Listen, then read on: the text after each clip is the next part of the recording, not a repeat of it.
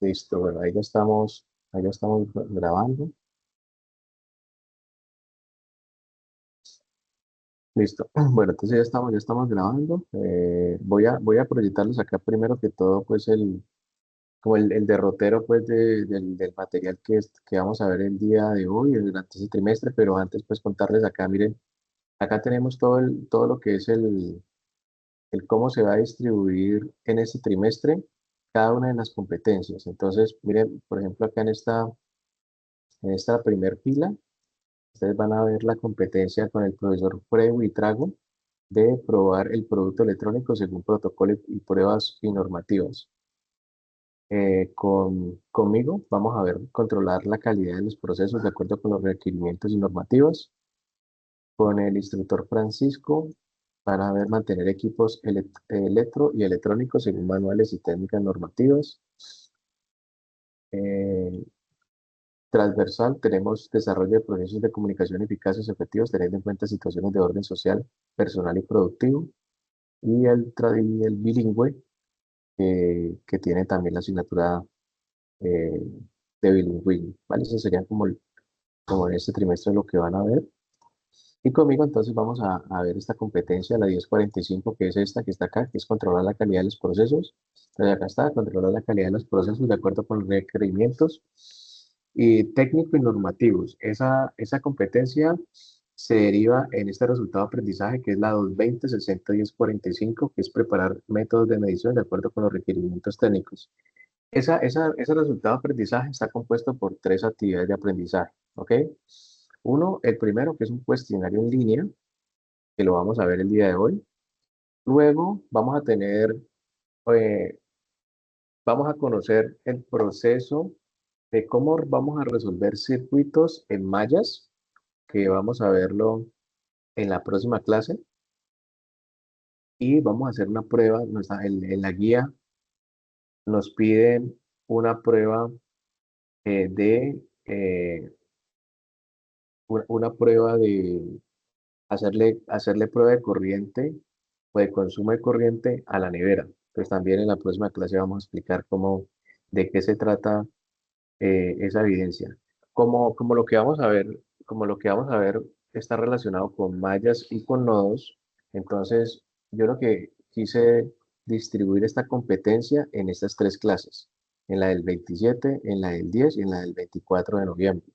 ¿Por qué? Porque es una teoría bastante robusta, donde nos toca primero simular el circuito, generar con los multímetros los valores de corriente, los valores de voltaje, pero después tenemos que demostrarlo matemáticamente que el por qué, el por qué está dando ese valor. Es decir, esa es ese es como el objetivo del cálculo matemático de mallas. Es decir, ¿por qué se inventó mallas? Hay una serie de procedimientos matemáticos que tienen que, obviamente, en el momento que se simulen, tenemos que corroborar que efectivamente sea cierto, ¿cierto? Y en estas dos últimas clases, tenemos la del primero y la del 15 de diciembre, vamos a ver el método de nodos, ¿ok? Que es muy relacionado con mallas, ¿sí? Pero es otra forma, pues, de analizar el circuito. Ya no lo vamos a analizar con todo el componente de donde gira la corriente durante el proceso, sino que ya se analiza desde las diferentes conexiones, en este caso se llaman nodos. Entonces, eso es lo que vamos a distribuir durante este trimestre. Vamos a ver entonces mallas en nuestra segunda evidencia, nodos en nuestra tercera evidencia. En la segunda evidencia nos piden un video donde mostremos pues todo lo que hicimos, los cálculos.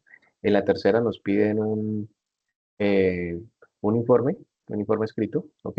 Y en esta primera que vamos a ver el día de hoy, nos piden un cuestionario, es decir, hay un cuestionario en línea que tenemos que responder, pues a modo general, nos preguntan varias cosas, ¿cierto? Entonces, ¿qué indica aquí la guía? Bueno, aquí tengo la guía en la página número 10. Efectivamente, miren, esta es la relacionada a las mallas. Las mallas es un análisis que se hace en cada uno de los componentes de un circuito. En este caso estamos viendo un circuito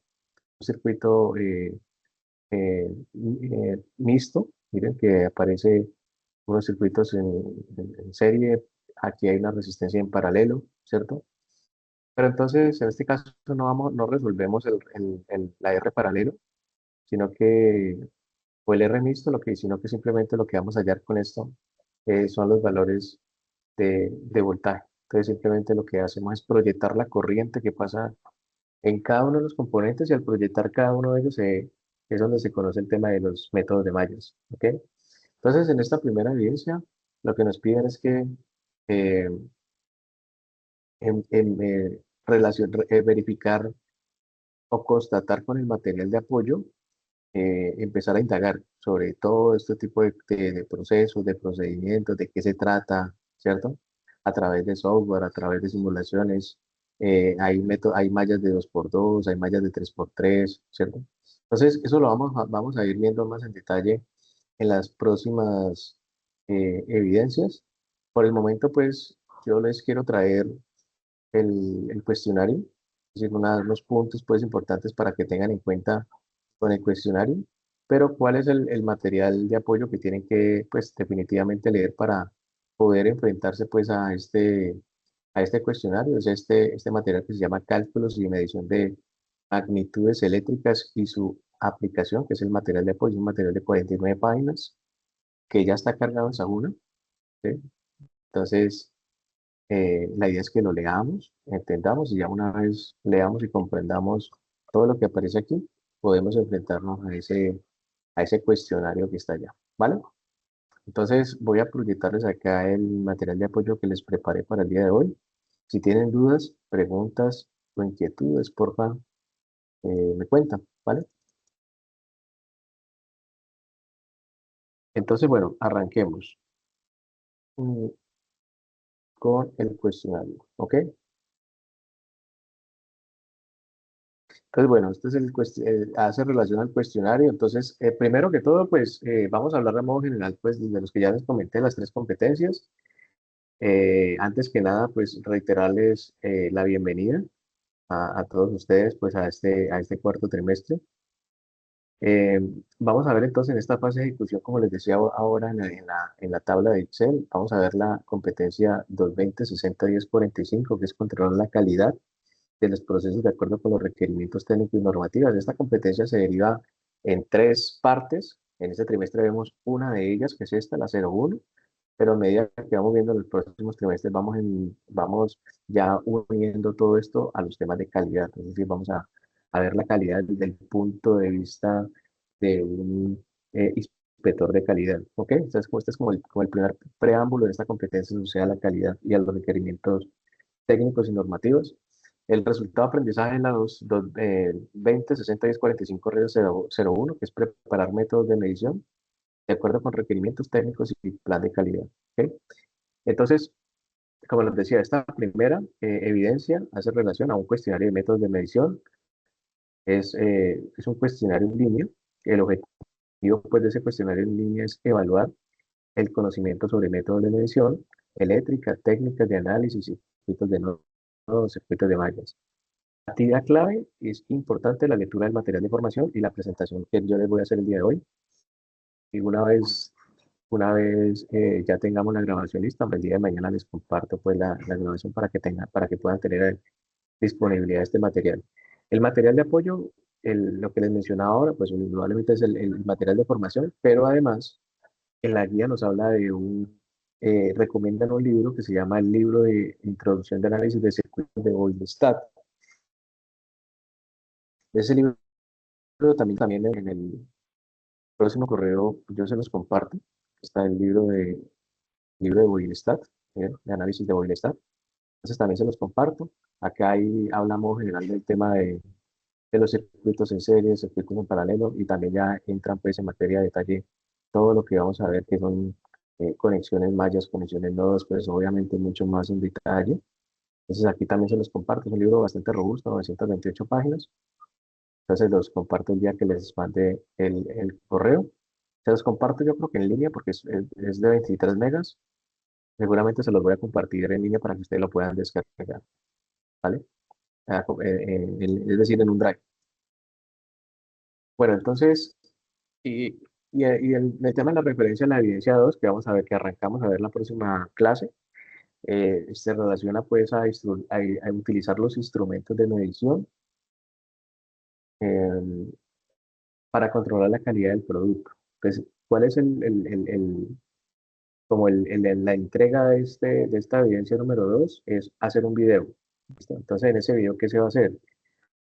Vamos a montar el circuito mallas, ¿cierto? En un simulador, ya sea Tinkercad, Proteus, eh, que usted de pronto no lo quiera hacer en un simulador, sino que usted lo quiera hacer real, pues también lo pueda montar en un protoboard.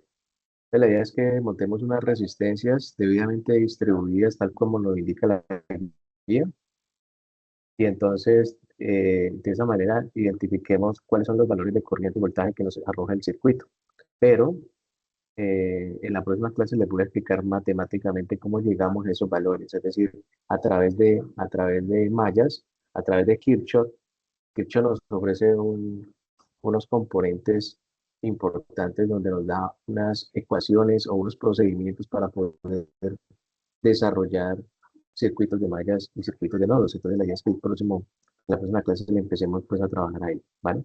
Entonces, ¿cuál sería la idea en la próxima evidencia? O sea, es decir, hay que subir el video mostrando la simulación, pero también hay que subir el video, en el mismo video, mostrar los cálculos matemáticos, ¿vale? Recuerden que, recuerden que si no hay matemática, pues en un proceso, pues es difícil uno poder corroborar o demostrar lo que efectivamente es así, ¿ok? Entonces, en este caso, pues es un formato en video, MP4. En la última evidencia nos indica que es el informe técnico, un informe con todos los procedimientos y cálculos. Entonces, ¿qué nos piden ahí? Nos piden unos ejercicios en mallas y nodos. ¿Ok? Entonces, ¿qué nos toca hacer? Hay que simular el circuito, ya sea en un programa de diseño o montarlo en un protoboard, como ustedes quieran, pero hay que hacer los análisis pertinentes. En este caso, pues hay que hacer los cálculos matemáticos que les mencionaba ahorita, los de análisis de Kirchhoff para mallas, demostrar matemáticamente que lo que nos está diciendo el simulador es cierto.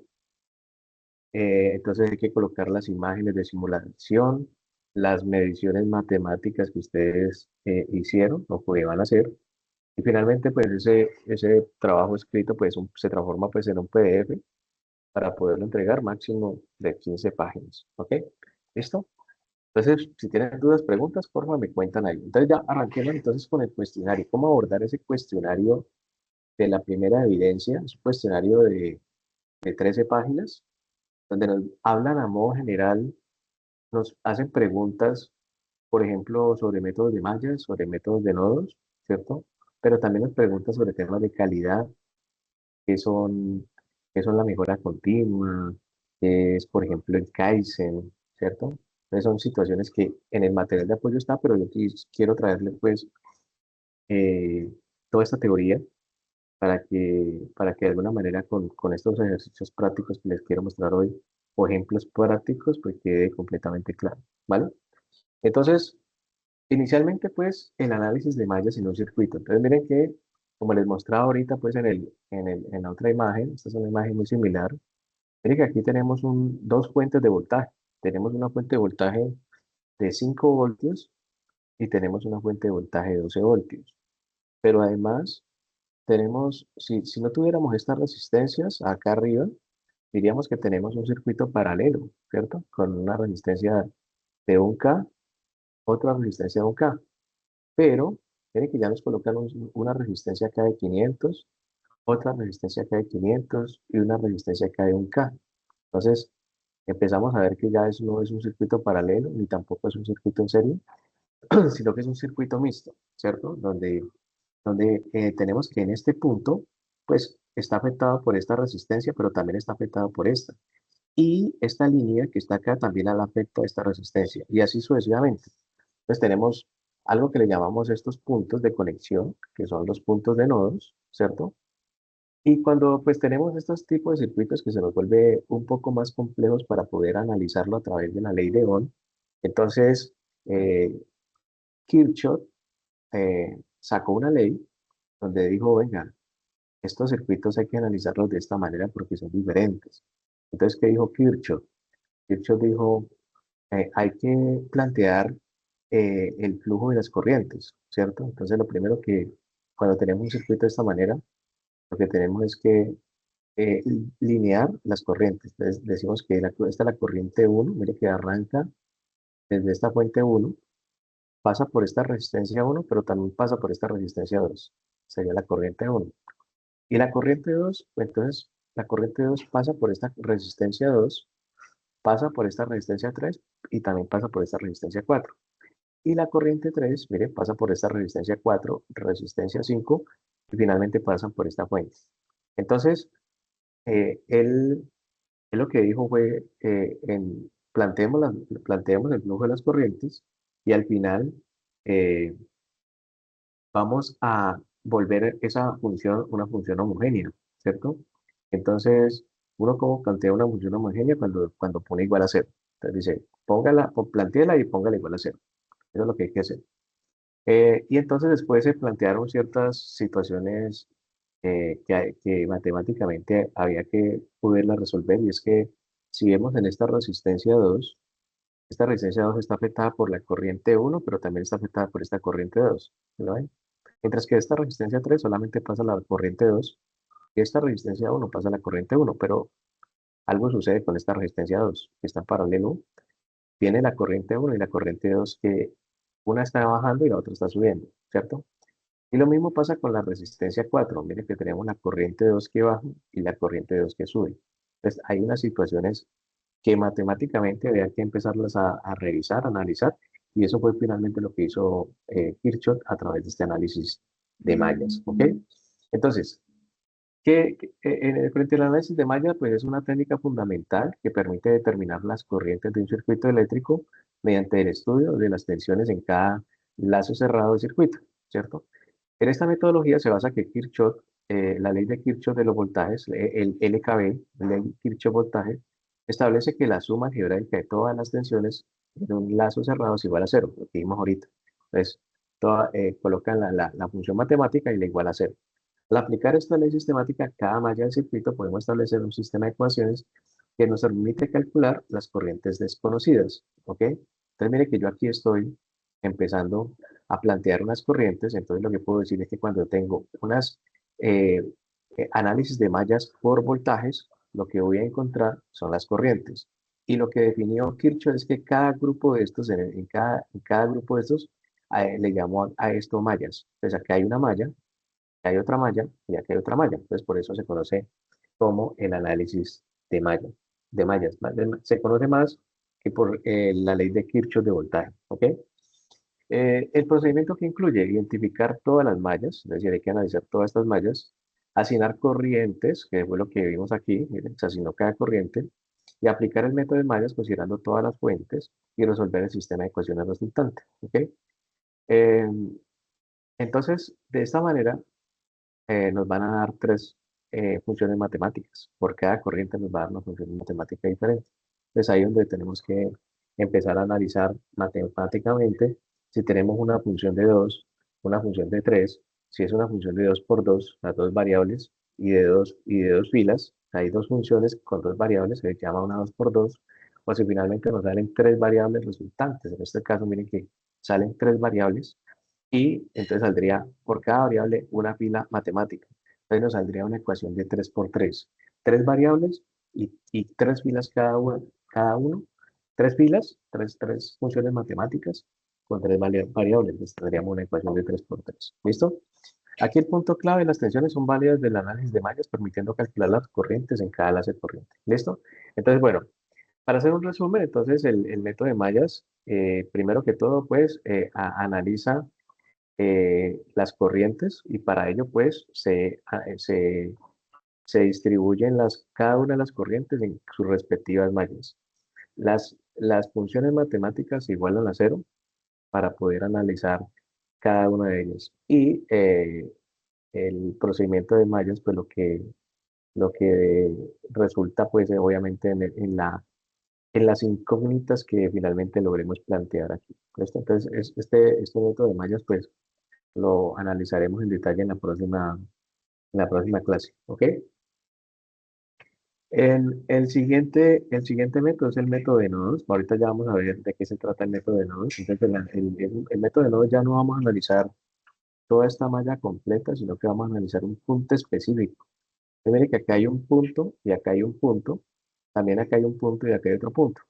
Entonces, lo que dijo Kirchhoff es que en este punto que está conectado, acá hay una resistencia, acá hay otra y acá hay otra, entonces, pero están conectadas a un mismo punto. Y a él ese punto lo definió como un nodo. Y entonces por eso se llaman los métodos de nodos.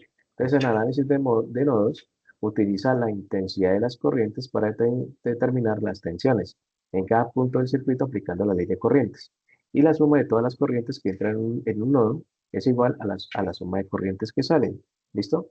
Entonces, eh, ¿qué es lo que finalmente nos dice acá? Que la corriente de entrada es igual a las corrientes de salida y lo que podemos encontrar es que a través del análisis de métodos de nodos podemos encontrar, determinar los voltajes, ¿ok?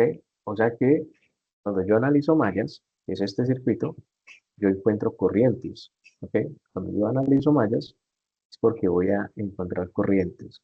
Pero cuando analizo nodos, voy a darle aquí el siguiente slide, cuando yo analizo nodos, es porque voy a encontrar voltajes, ¿ok? Entonces miren que cuando tengo en este punto, no sé si ustedes recuerdan, que cuando mirábamos un punto paralelo decíamos, este voltaje es el mismo que está acá, este punto. Entonces cuando medíamos voltaje, lo que estábamos midiendo era en el circuito paralelo.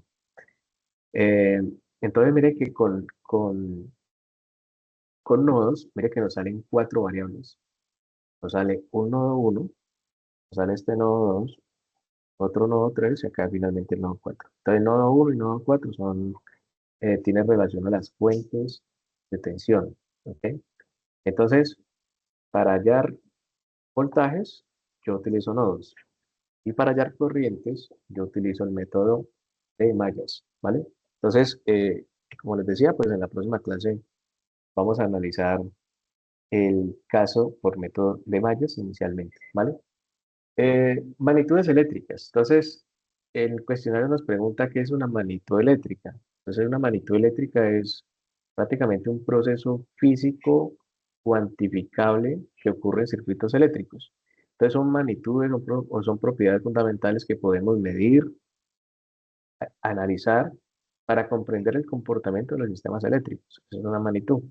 Entonces, ¿cuáles son las magnitudes eléctricas más conocidas eh, o que en el día a día nosotros utilizamos? Por ejemplo, una de las magnitudes más conocidas es el voltaje o diferencia de potencial. ¿Listo? Entonces, el voltaje es básicamente es la fuerza o el impulso con lo que van los electrones, ¿cierto? Entonces, si yo tengo un voltaje alto, es decir, líneas de alta tensión, 10.000, 20.000 voltios, esto es porque tiene esas líneas de tensión van llevando a los electrones de manera rápida, ¿listo? De manera fuerte, pero si tengo menos voltaje, pues el voltaje con el que va, pues es un voltaje mucho más lento, ¿listo? Entonces, dependiendo del voltaje, asimismo voy a tener una fuerza mayor o menor que impulsan los electrones, ¿ok? Y dependiendo la especificación para cual yo necesite voltaje, entonces yo requiero, por ejemplo, algún tipo de aplicación en la industria. O, por ejemplo, cuando yo necesito componentes electrónicos que requieran alto voltaje, entonces yo tengo que diseñar en este caso, unos elevadores de tensión, como por ejemplo unas bobinas, para poder tener alta tensión. Por ejemplo, uno de los elementos más utilizados hoy en día, por ejemplo, es la raqueta matazancuddos, que es como uno de los ejemplos más prácticos. La raqueta matazancuddos es un componente, un elemento electrónico que utiliza altas tensiones. ¿Listo? Entonces, cuando, cuando el insecto pasa por la raqueta, pasa por las mallas de la raqueta, entonces se genera un arco eléctrico que va de un punto a otro. ¿Ok? Entonces, eso genera, la única manera que haya un arco eléctrico es que haya alta tensión, alto voltaje. ¿Ok?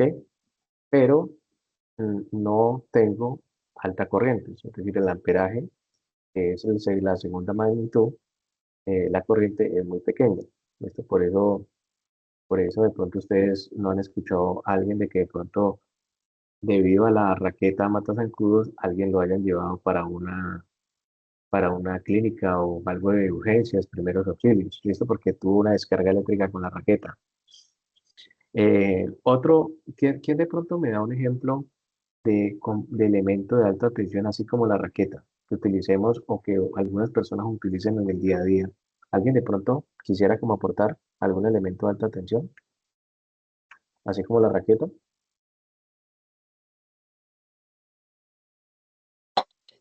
¿Qué se le ocurre algo?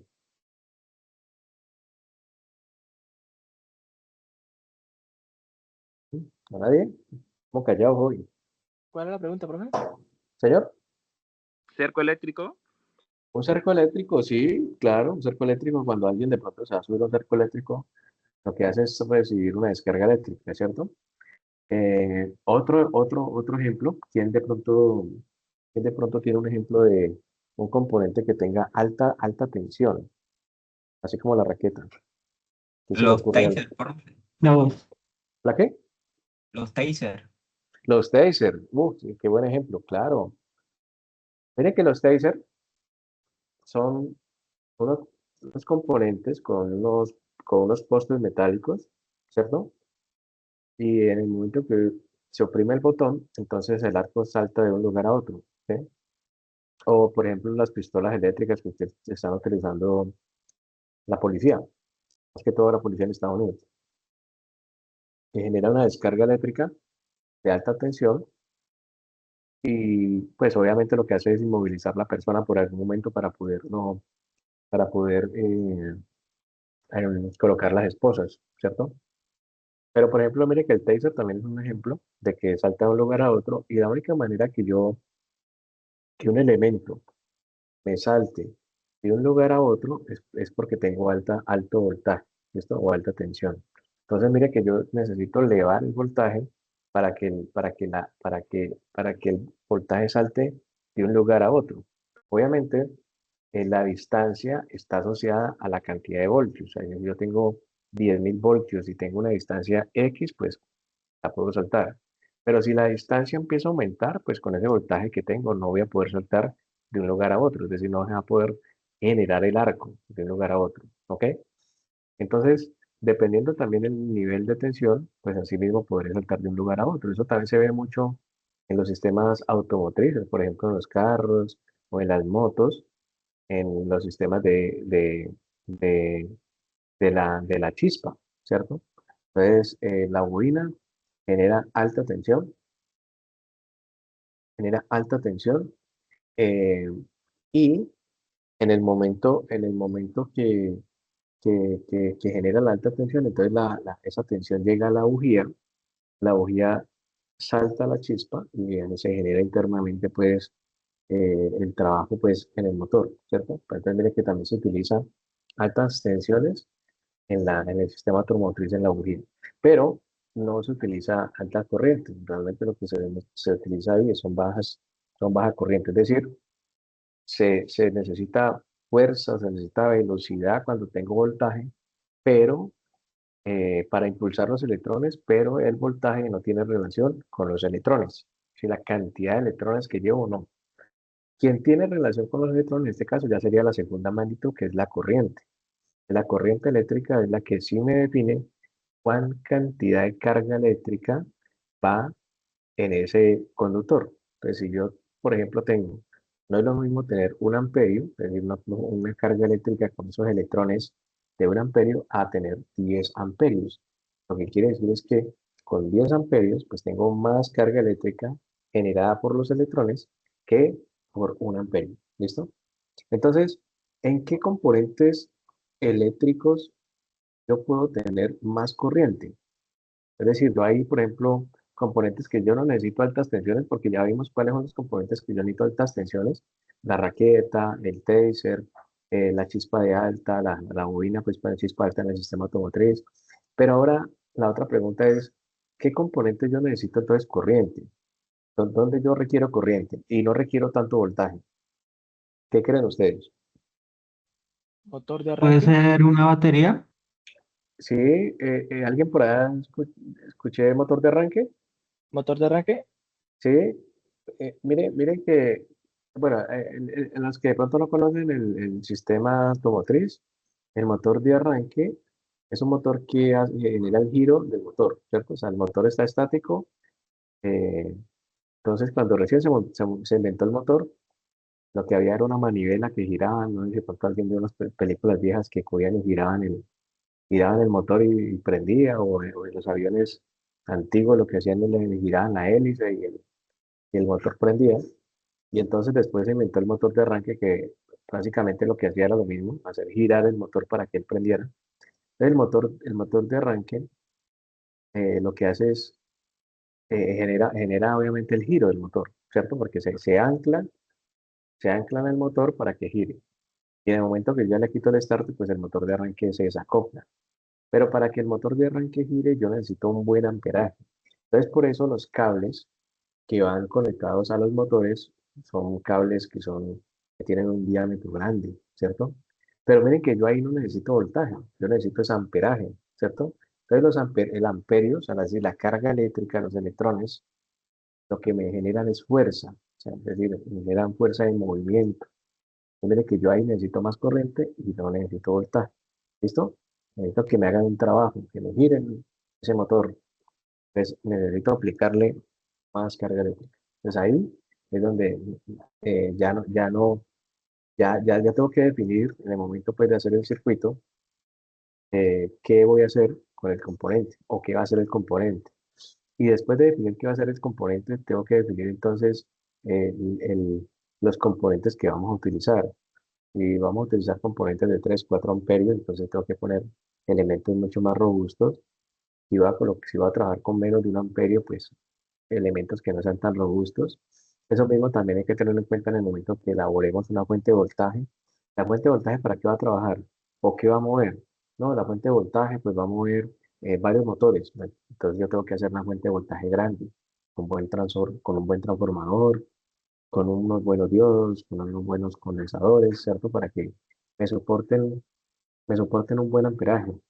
Pero no, yo resulta que voy a hacer una fuente de voltaje porque voy a mover unos bombillitos, voy a mover unas luces LED, voy a mover unas cositas muy pequeñitas, simplemente como medida didáctica en temas electrónicos. Entonces yo no requiero ahí tanto amperaje. Entonces voy a diseñarla con unos diodos de 1 amperio, ¿cierto?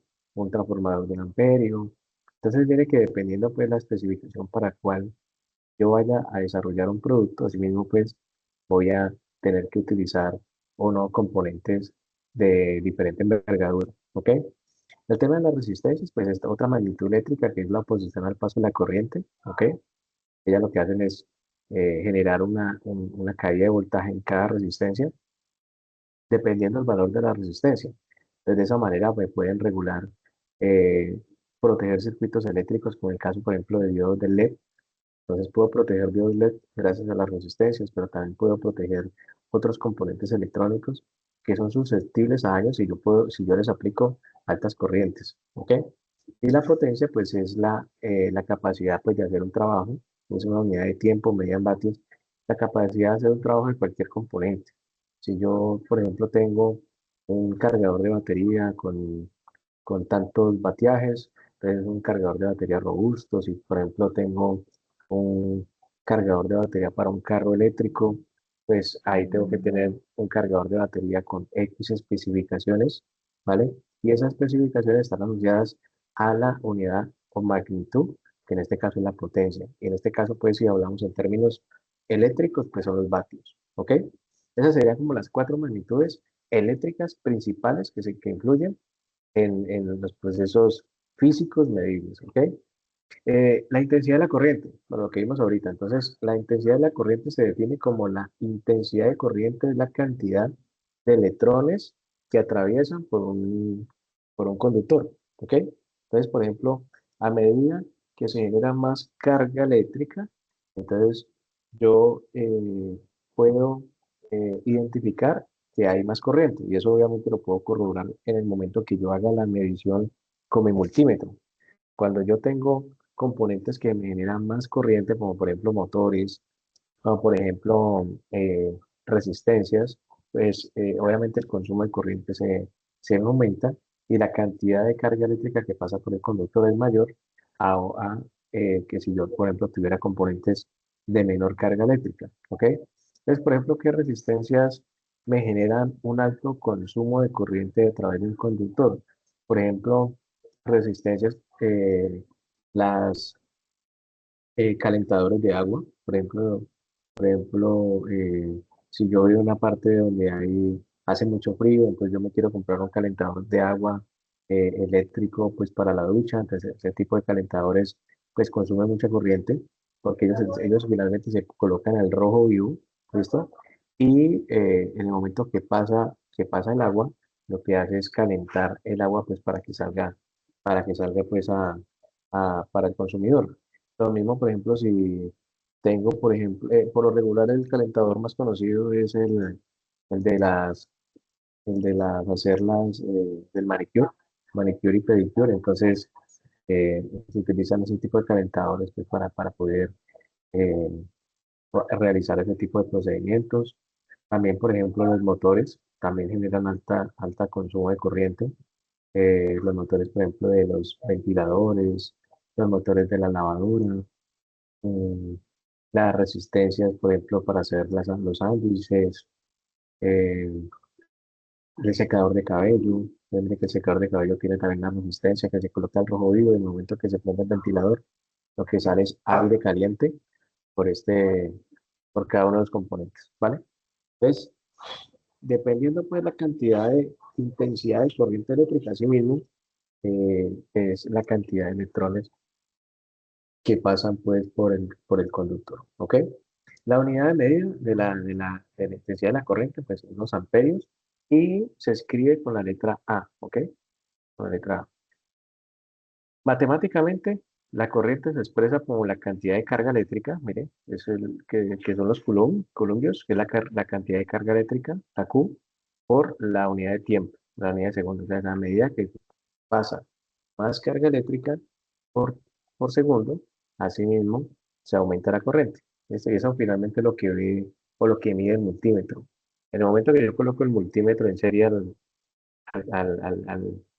componente o al circuito, el multímetro lo que hace es medir la cantidad de carga eléctrica. Y la cantidad de carga eléctrica se define por la cantidad de electrones. ¿Ok? A medida que tengo más electrones, hay más carga eléctrica.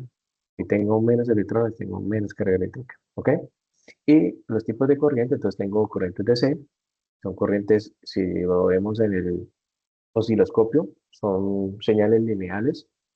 Y si lo vemos en el osciloscopio, las corrientes alternas son señales que fluctúan en el tiempo, ¿ok? Que puede tener señales en formas senoidales, que puede tener formas cuadradas, formas diente de sierra, bueno, diferentes formas de las corrientes alternas. Lo único pues que asocia cada una de ellas es que cambia a través del tiempo, ¿listo? Cambia a través del tiempo.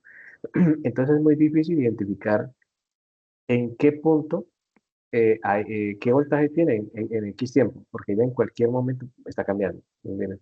Cada milisegundo está cambiando los valores de tensión en las corrientes eléctricas en AC. ¿Ok? Bueno, entonces, unidades fundamentales. ¿Qué unidades fundamentales, por ejemplo, encontramos en electrónica? Lo vimos, por ejemplo, en el trimestre también anterior, donde por ahí estuvimos mirando qué pasaba con los condensadores, qué pasaba con las bobinas, ¿cierto? Entonces, en los condensadores, pues, ¿qué hace la capacitancia? Que es la unidad del condensador, es la capacidad de un condensador para almacenar la carga eléctrica, ¿listo? Entonces, un condensador, lo que hacemos es eh, realizar una carga eléctrica él llega y se carga por un momento, ¿cierto?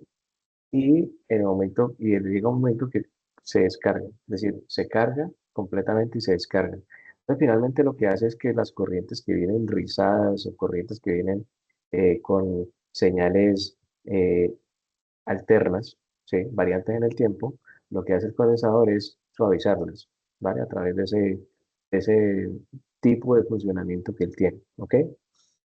Aplicaciones de un condensador pues son para filtrar señales, para almacenar temporalmente energía, acoplar o desacoplar circuitos, circuitos de temporización, ¿listo? Entonces eso es lo que hace un condensador. Y el tema de la bobina, su unidad de medida es la inductancia. Él mide la capacidad de un inductor para generar una fuerza electromotriz. Entonces, cuando varía la corriente que lo atraviesa, un henrio es la inductancia que produce la fuerza electromotriz de un voltio. Cuando la corriente cambia a razón de un amperio por segundo. Entonces, ¿qué pasa, por ejemplo, cuando, por ejemplo, tenemos unas bobinas, unos condensadores en AC o en DC, que es como el, el- el primer trimestre cuando empezamos a trabajar con este tipo de componentes, cuando veíamos en la simulación, entonces en un condensador, cuando yo lo coloco en DC, él se coloca en cortocircuito, ¿listo? Y en la bobina, lo que hace el contrario es que se pone en cortocircuito, es decir, se abre, ¿sí? El circuito se pone abierto, ¿ok? Eso es lo que pasa con el comportamiento entre ellos.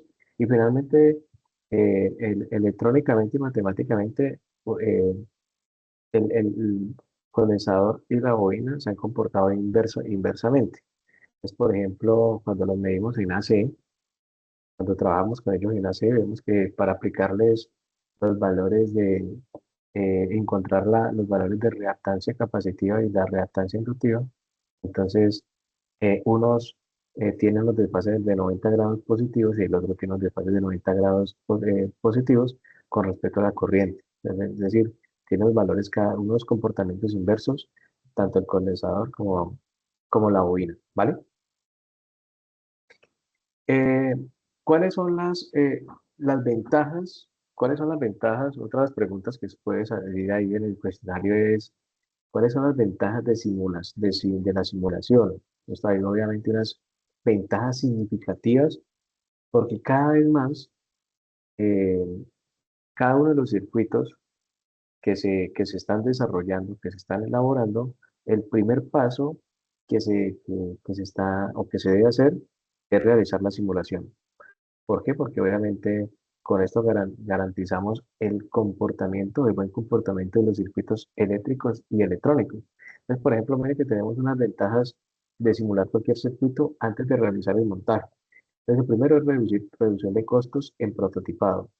Entonces, ¿qué se hacía antes que no existían estos modelos de simulación? Sencillamente se instalaban en una protoboard y si no funcionaban, pues básicamente se perdió todo el diseño porque finalmente nos dimos cuenta que el circuito electrónico no es funcional. Eh, entonces, en el momento de llevarlo a una simulación, pues rápidamente podemos evaluar el por qué el componente no está trabajando o por qué sí está trabajando de manera correcta. Con esto pues podemos tener detección temprana de errores de diseño, análisis de escenarios múltiples y la seguridad al probar este tipo de condiciones. Entonces mire que tenemos unas ventajas significativas eh, frente a el por qué es importante realizar simulaciones antes de realizar cualquier montaje eléctrico. ¿Cuáles son las herramientas más comunes de simulación? Por ejemplo, tenemos Proteus, NXPICE, Multisim, MATLAB, Simulink, y también está cobrando mucha relevancia el simulador Tinkercad, ¿ok? Entonces, aquí hay una nota que, aunque la simulación es extremadamente útil, siempre se debe complementarse con pruebas físicas reales para validar el comportamiento del circuito en condiciones reales de operación. Aquí es importante porque, obviamente, en el momento que ya validemos, es decir, la simulación se vuelve como una parte de validación, pero no necesariamente ya es el producto final. Lo que tenemos que hacer es primero hacer la validación, simularlo, que efectivamente no tengamos errores de diseño, errores de cálculo, y en el momento que ya comprobemos que efectivamente el diseño funciona de la mejor manera, entonces ahorita sí, ya vamos a hacer el diseño, ya sea con montaje en un protoboard o hacer el diseño pues para circuito impreso, es decir, para hacer la tarjeta electrónica. ¿Ok? Entonces, bueno, aquí continuamos. ¿Qué es mejora continua? Pues, uno de los puntos importantes sobre el tema de la mejora continua es el camino hacia la excelencia. ¿Ok? La mejora continua es un proceso sistemático y permanente que busca aumentar la eficiencia, calidad y efectividad en los procesos y los productos y servicios. ¿Cuál es el objetivo principal? Pues es la optimización constante mediante la identificación de oportunidades, oportunidades para la implementación y las mejoras y evaluación de los resultados. La mejora continua tiene por lo regular un ciclo que se conoce como el ciclo PDCA, este que está aquí a la izquierda, que es el ciclo plan, eh, plan, check, add y do. Esto, o plan do, check, add. Entonces es un diagrama circular donde están esas cuatro fases. ¿Para qué nos sirven esas cuatro fases? Entonces, por ejemplo, esta que dice plan. Plan es como para planificar, detectar oportunidades de mejora. El do, hacer, eh, hacer aplicar los cambios, verificar, el check de verificar, entonces medir resultados, y el A de actuar. Entonces, estandarizar lo que funciona. Listo, entonces por aquí tenemos, voy a colocar un ejemplo aquí enseguida, pero antes de colocar el ejemplo, veamos textualmente qué es lo que dice. Es que la mejora continua es un proceso sistemático y permanente orientado a incrementar la eficiencia, calidad y efectividad de los procesos, productos o servicios dentro de una organización. Este enfoque busca la optimización mediante la identificación de oportunidades, implementación de cambios y evaluación de resultados, creando un ciclo de perfeccionamiento. Entonces, acá hay una frase que dice, no se trata de ser perfecto, sino de ser mejor cada día. ¿Ok? Entonces, mira que acá tenemos un ejemplo de mejora continua. Entonces, uno, plan. El plan, planificar. Entonces, inicialmente, pues miren que acá tenemos, vamos, por ejemplo, a ensamblar esa tarjeta. Vamos a ensamblar esa tarjeta y entonces tenemos esta cantidad de componentes ahí. Obviamente eso nos va a generar retrasos, nos va a generar situaciones ahí complejas. Posiblemente si acá tenemos componentes que todavía estén energizados, pueden haber cortocircuitos, ¿cierto?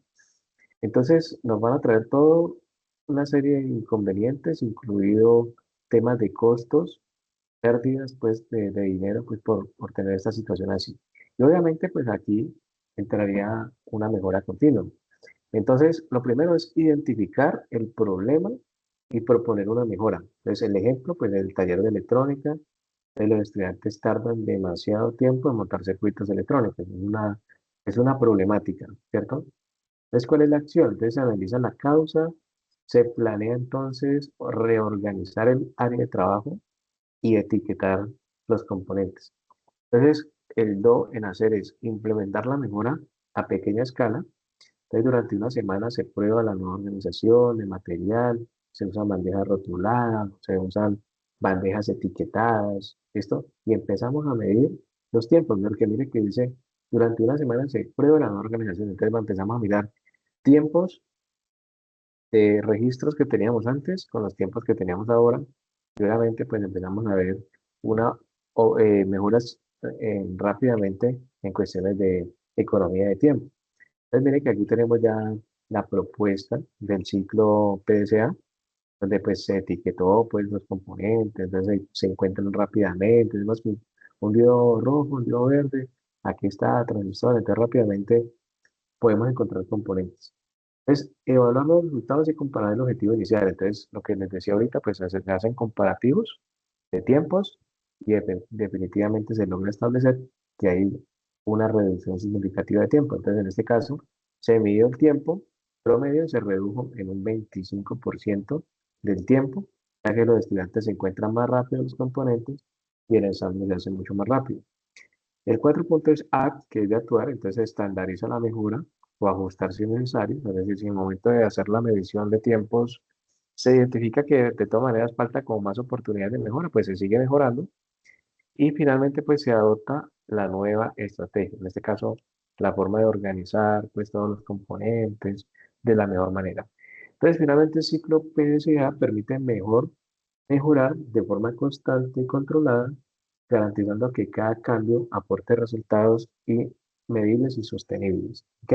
Entonces, esa es con respecto pues a la mejora continua. Ahorita que viene lo del Kaizen. ¿Qué es Kaizen? Pues Kaizen son dos frases en japonés. Es una filosofía japonesa, ¿listo? Donde, donde, donde la palabra perdón, significa cambio y el Isen significa mejorar. Entonces, se puede traducir al español como cambio para mejorar o mejora continua, que es muy similar al anterior, pues como cambio para mejorar, mejora continua. Pero ahorita vamos a ver las diferencias entre el uno y el otro. Entonces, la idea del Kaizen se basa de que siempre hay una forma de hacer las cosas mejor. Es decir, a pesar que las tengamos muy bien elaboradas, muy bien estructuradas, siempre, lo que nos dice el Kaizen es que siempre va a haber oportunidades de seguir mejorando. Es decir, no somos un producto terminado final. ¿Listo? Eh, entonces, siempre hay una oportunidad de mejora. Los orígenes, pues el concepto Kaizen pues surgió en Japón después de la Segunda Guerra Mundial, cuando pues Japón quedó completamente destruido. No sé si de pronto ustedes han escuchado o han leído que Japón se metió o se unió en su momento con Italia y con Alemania. Ellos firmaron un tratado que fue Roma, Tokio, Berlín. Es como el tratado de las capitales de cada uno de los tres países. Entonces, en ese tratado Roma, Tokio, Berlín, cada uno de los países definió un punto de poder conquistar, ¿cierto? Entonces, Berlín dijo, yo voy a conquistar Europa. En Roma, en este caso, pues con Mussolini, dijo, yo me voy para el norte de África, voy a conquistar toda África y toda Oriente Medio. Y Tokio, en este caso Japón, pues en este caso en el tiempo había un emperador, dijo, yo voy a conquistar toda toda Asia, y dentro de esa conquista de Asia, pues tengo la isla de Hawái, que estaba muy cerca, pues mucho más cerca de Japón. Y entonces cuando ellos arrancan pues con eso, con esa conquista, pues ahí es donde llegan, Japón recibe las dos bombas, una nuclear, una de uranio y una era de uranio y, y la otra, bueno, las dos eran dos bombas atómicas de uranio y la otra de plutonio. Entonces, eh, queda totalmente destruido. O sea, el Japón queda básicamente pues eh, completamente destruido, y a partir de ahí, mire que a partir de ahí se generan todo este tipo de filosofías. Entonces, todas esas filosofías de calidad que son el 5S, que son el Kaizen, que es la mejora continua, que hablamos ahora, todo eso nace desde Japón. Pues Japón empieza a generar unos cambios impresionantes de los procesos, y ahí es donde se hace conocer a través del mundo durante todas esas empresas que empiezan a salir, como por ejemplo Toyota, Samsung, Honda, Suzuki, las empresas que tenían la etiqueta de la calidad, ¿sí? Entonces eran productos súper buenos, productos que marcaban la diferencia, productos duraderos. Entonces, arranca toda esta filosofía en la Segunda Guerra Mundial como parte pues de la reconstrucción industrial del país. Entonces se popularizó, pues como les decía, pues poner todas estas empresas, en este caso se popularizó por Toyota, ¿listo? Donde se aplicó el sistema de producción Toyota, el sistema que es conocido como el TPS, sistema de producción Toyota, donde los trabajadores, desde operarios, directivos, participaban en el proceso de la mejora día a día. Entonces, a partir de los 80 El método se difundió globalmente gracias al libro Kaizen, o sea, el libro llamado Kaizen, donde es considerado, donde fue escrito por un señor japonés llamado Masaki Mai en el 86, que se conoce como el padre del Kaizen.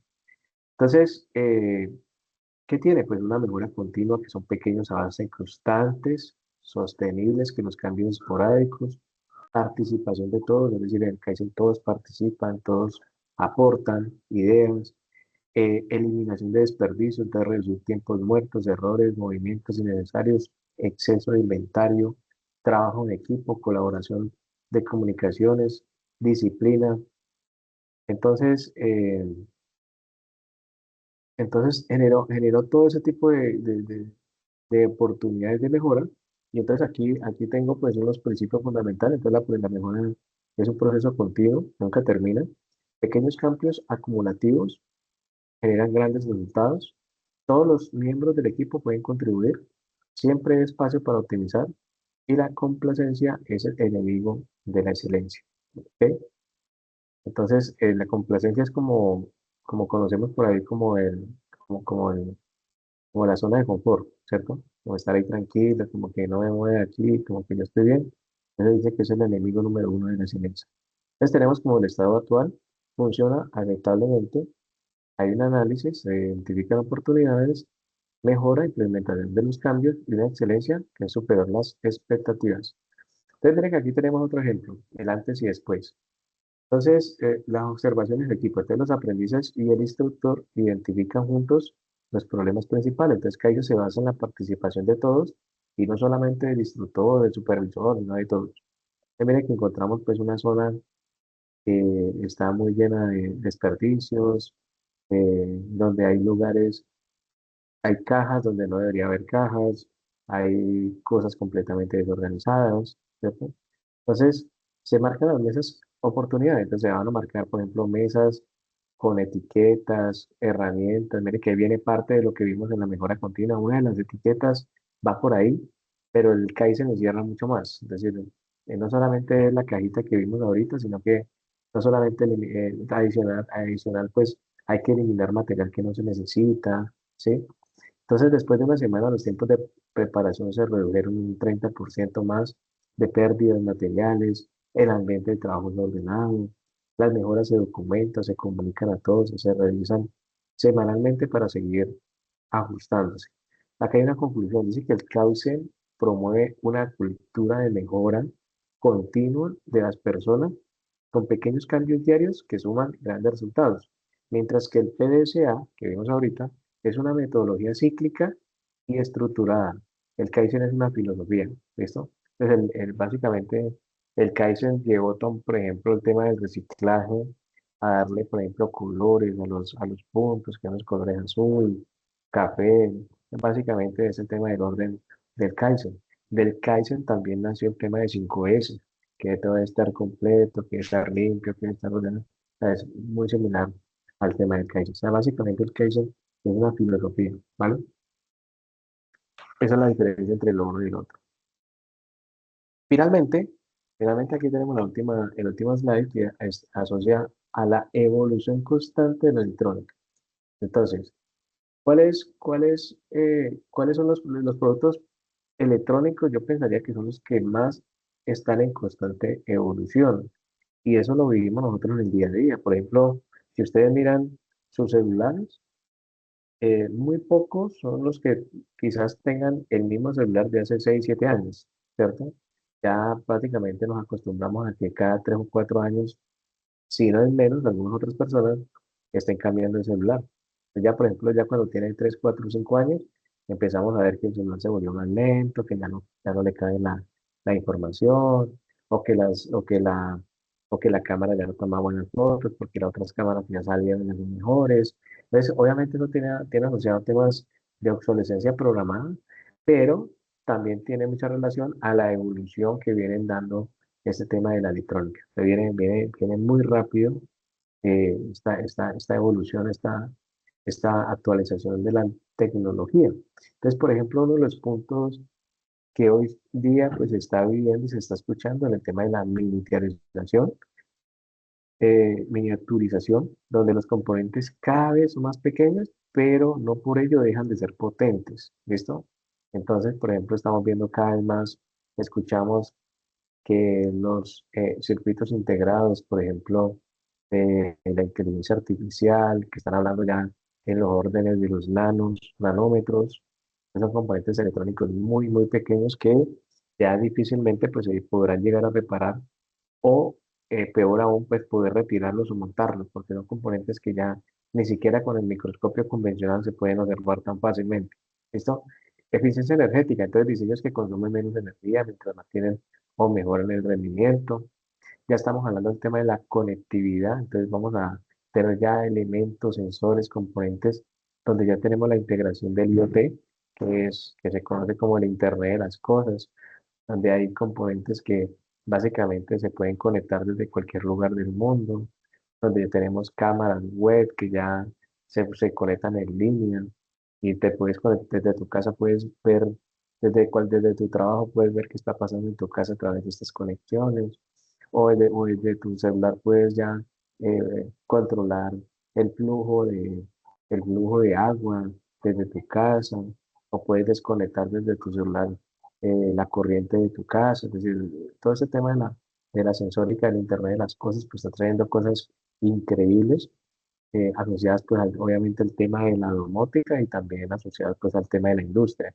Las conexiones inalámbricas cada vez se vuelven mucho más fuertes, mucho más poderosas, las conexiones de Internet, ya vamos en 5G y seguramente ya están empezando pues a encaminarse por el 6G, pero el tema de las inalámbricas que mencionaba ahorita, el tema de las Bluetooth, ya tenemos conexiones a muy largas distancias.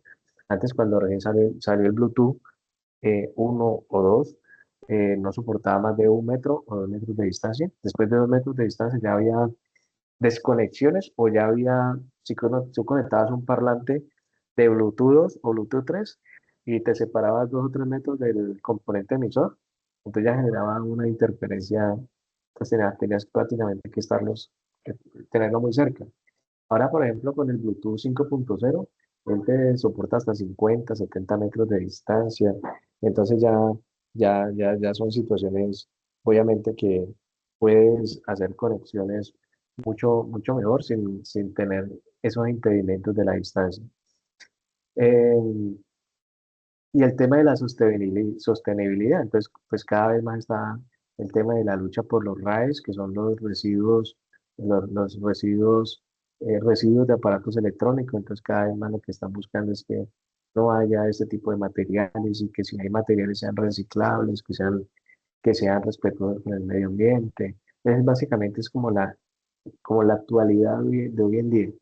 ¿Cuáles son las tendencias actuales? Por ejemplo, definitivamente la inteligencia artificial que ya no solamente está llegando a la inteligencia artificial a través de los chatbots, como por ejemplo ChatGPT o Gemini, ¿cierto?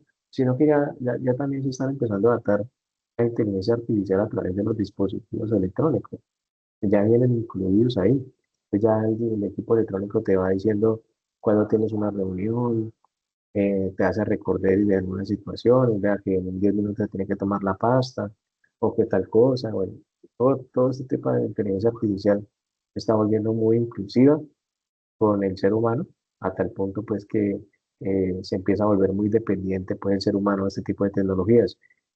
Computación cuántica emergente, ya son computadores que son muy rápidos, donde básicamente hacen infinidad de cálculos matemáticos en cortos segundos. Dispositivos flexibles, por ejemplo, están saliendo ya baterías flexibles, donde ya se economiza espacio y pueden empezar a trabajar con dispositivos, por ejemplo, celulares que también ya son flexibles. En este caso, pues ya es otro punto pues de la tecnología del qué puede suceder con este tipo de componentes flexibles, si gustan o no gustan en el mercado. Energías renovables en la electrónica portátil y el tema de la realidad aumentada virtual. ¿Listo? Es como básicamente, muchachos, el, el material que les preparé el día de hoy para poder resolver ese cuestionario. Entonces, como les decía ahorita, arrancando la clase, importante que pues se lean el material de apoyo, ¿listo? Peguen el dedito a todo ese material. Una vez se lean ese material, ya empezar pues a resolver ese cuestionario que tiene relación pues a esas preguntas que acabamos de ver ahorita, ¿vale? Entonces, ¿cuál es la idea y la oportunidad de mejora de lo que nos pasó pues el trimestre pasado? Hablando con el tema de las evidencias, algunas personas pues tuvieron dificultad pues al final del trimestre, otras personas pues dejaron acumular todas las evidencias para el final. Hoy en día pues se está nuevamente pidiendo solicitud de apertura porque pues eso no lo manejamos directamente, sino que es un croco- cronograma que maneja Sajula y para poder abrir ese espacio, pues toca pedir autorización para ello y justificar del por qué no se hizo en el tiempo establecido. Es importante que entiendan que hay unas fechas definidas para ello y que pues las puedan cumplir. Entonces, la recomendación es para este trimestre que no nos suceda lo mismo que el trimestre anterior. Vamos empezando leyendo el material y empezar pues a abordar esas preguntas y no dejar todo para el final. Muchachos, esa es la recomendación que les doy para ello, para que puedan estar al día y al final pues no estén corriendo. Como les decía, pues conmigo este trimestre tenemos una sola evidencia, que es esta, que es la que acabamos de ver, la que termina en 45, los 20, 60 y 45. Yo espero que en esta semana ya los instructores nos estén contactando para que inicien con las demás competencias, ¿vale? No sé si tengan alguna duda, pregunta, inquietud, muchachos, sobre lo que acabamos de ver. Cristian, ¿vale? Instructor, buenas noches. Hablando de eso de lo de las evidencias, Sí, hay una que está pendiente, o sea, tengo pendientes por la calificación, pero es de la fase de análisis. Yo le había enviado un correo a su merced. sí, mire, entonces vea, nosotros qué hicimos con el grupo 4, con el grupo 4 que es el grupo que entró después de ustedes. Ellos están teniendo también unas evidencias, pero nosotros tenemos también obviamente un tiempo pues para poder subir calificaciones. Yo que les recomiendo, saquen un espacio ustedes, si quieren ahorita pues que terminemos ahorita que terminemos la clase, reúnanse, o si ustedes tienen un grupo de WhatsApp, reúnanse y manden un solo correo. ¿Listo? Me copian en ese correo. Manden un solo correo donde ustedes soliciten la apertura de las evidencias, pero puntuales. Es decir, fulano de tal necesita que nuevamente le abran estas evidencias, la uno 2 3. Sultanito de tal necesita que le abran esta. ¿Por qué? Porque desafortunadamente, pues, todos las personas pues, que estamos en el grupo, no, algunos no van a continuar, ¿sí? Entonces, pues hacer otra vez la apertura a todos, pues es un desgaste muy grande porque cada evidencia tiene que abrirse de forma manual. Es decir, cada una se abre de forma manual. Hay que buscar estudiante por estudiante y empezar a abrir las evidencias que le pidieron o que se solicitaron y después de ahí esperar que ya el aprendiz suba o cargue la información. Pero no todos van a continuar. Entonces, la recomendación que yo les doy, el grupo 4 ya la envió el día de hoy. Entonces, la recomendación es que reúnan ustedes los que van a continuar. Posiblemente algunas personas que van a continuar hoy no estén aquí conectadas, pero por X o Y motivo no se pudieron conectar. Pero la idea es que cada uno diga, bueno, yo sí voy a continuar, ábrame en estas evidencias, ábrame en estas, ábrame en estas, y listo. Y entonces mandan un solo correo al profesor Francisco, porque él es el líder eh, administrativo de Sajuna, y él es el que puede, pues, hacerle esta apertura, siempre y cuando, pues, Sajuna ya lo habilite a él, porque Sajuna cuando cierra, pues ya. Entonces, en el momento que ustedes hagan eso, él con ese correo que ustedes envíen como grupo, él solicita la apertura, ¿vale? solicita la apertura de las evidencias y ya lo habilitan a él nuevamente para poder hacer la apertura uno a uno, ¿vale? Pero entonces, ustedes imaginan que ustedes son como 50 y tantos, entonces, o al menos inscritos, hay como 50 y tantos, y agarrarse todos, abrir todas las evidencias, pues es complejo. Pero sí es importante, porfa, que no dejen todas para lo último. O sea, es decir, hay personas hoy en día que no tienen ninguna evidencia cargada. Yo creería que esas personas no van a continuar, pero sí es importante que lo revisen ustedes. Si ustedes tienen un vocero, pues ojalá el vocero haga el envío del correo, me copian a mí y la idea es que en el momento que el profe Francisco habilite la evidencia, solamente vamos a dar una semana de apertura, es decir, nosotros le decimos a alguna, ábrala, pero denos autorización de abrirla una semana. Es decir, en esa semana hay que cargar todo lo que esté pendiente. En el momento que Instru- cargue, yo la reviso, ¿vale? Instructor, es que yo ya la envié, o sea, esa me falta es por calificación porque no, digamos que nunca me apareció como la nota ahí, pero ya está, dice la evidencia ya fue enviada para calificar. O sea, tú ya la cargaste.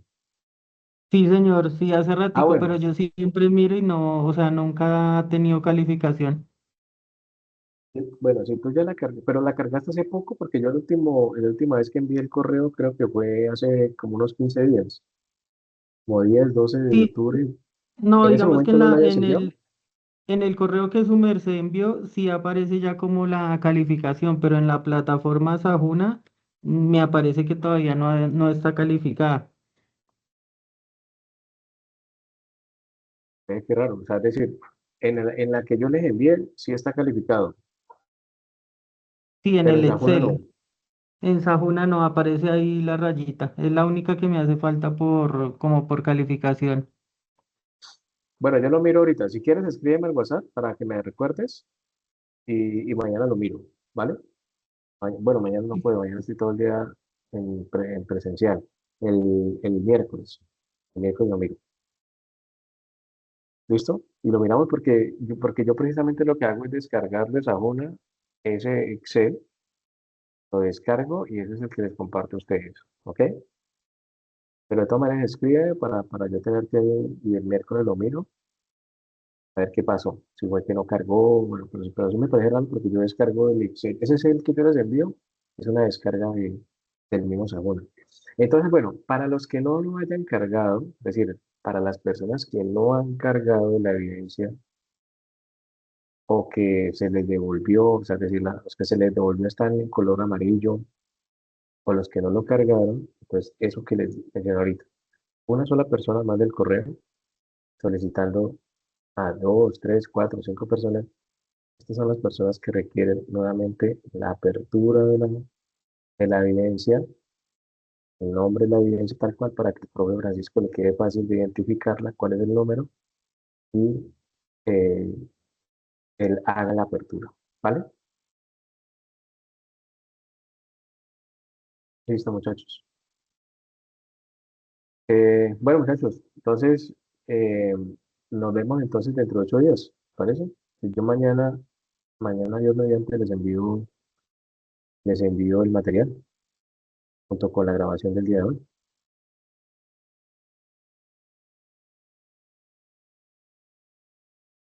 ¿Listo? Bueno, muchas gracias, Listo, muchachos, que muchas estemos gracias. bien. Una feliz noche.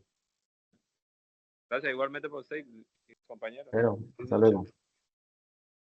Gracias, Quique. Buenas noches. Buenas noches, hasta luego.